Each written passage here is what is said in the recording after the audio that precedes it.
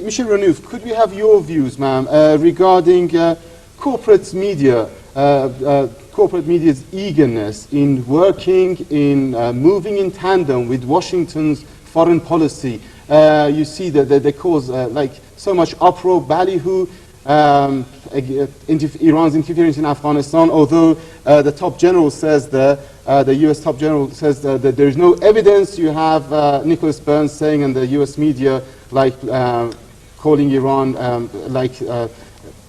perpetrator and calling Iran causing so much instability in Afghanistan. Again, as Mr. Talverdian says, the Iraqi government refuses that, refuses the US allegations, but again, you've got the certain media.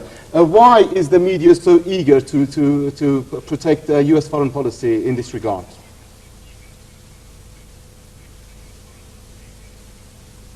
Well, it's always been trying to protect us from the truth. Unfortunately, this is all the time the case. And here we have this this demand that Hamas, for example, we go back to this voting, this democracy that we're supposed to be giving to the world, the renouncing of violence they want from Hamas with this US, UK, Israeli axis, is actively encouraging the most corrupt gangster elements in the Fatah.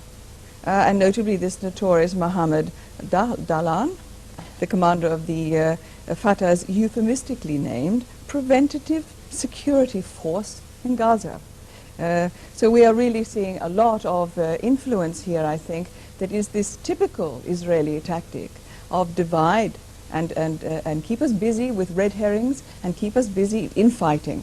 And this is a very typical way that they dealt with. And in fact, we have this directly from the horse's mouth.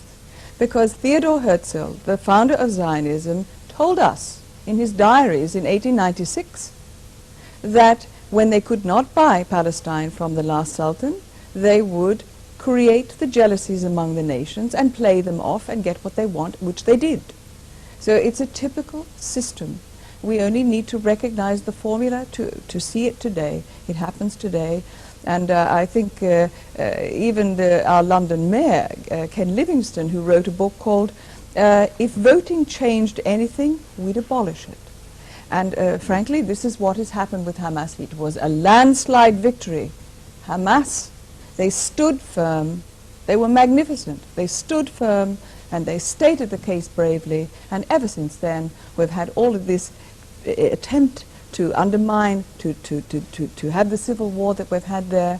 The wickedness of Israel is just unprecedented in the world, frankly, because it has been based on such miserable lying from the outset.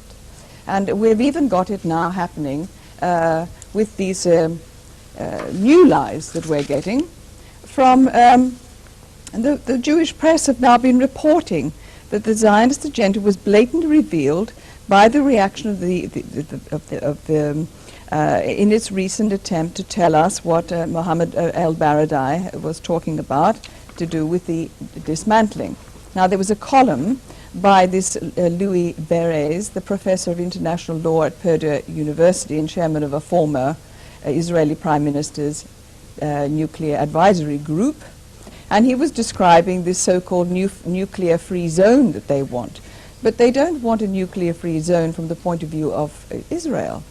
So it's the usual insidious twist-speak that we're getting from Washington, which is always accusing somebody of doing it precisely what its pro-Zionist lobby is intending for us, and covering us with blood and shame with its kind of policies. So we're seeing also from the horse's mouth, they're telling us that even if Iran and various Arab nuclear aspirants were actually willing to honor their obligations under a binding nuclear weapons-free zone, an inherently preposterous expectation, claims Professor Beres, the result would still leave Israel at an intolerable power and security disadvantage. Well, why should it be? Israel does not want a level playing field.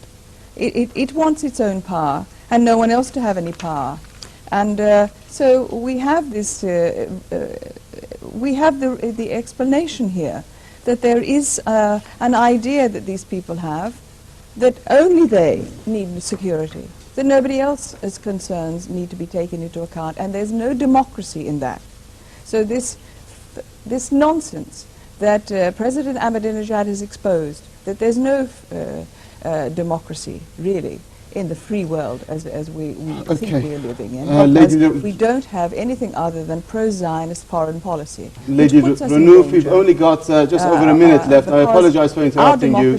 I'd like to put the last question to Professor Lindtner. Professor Lindtner, under 1 minute, sir, what will it take for us to see peace and tranquility in the Middle East? Under 1 minute, sir.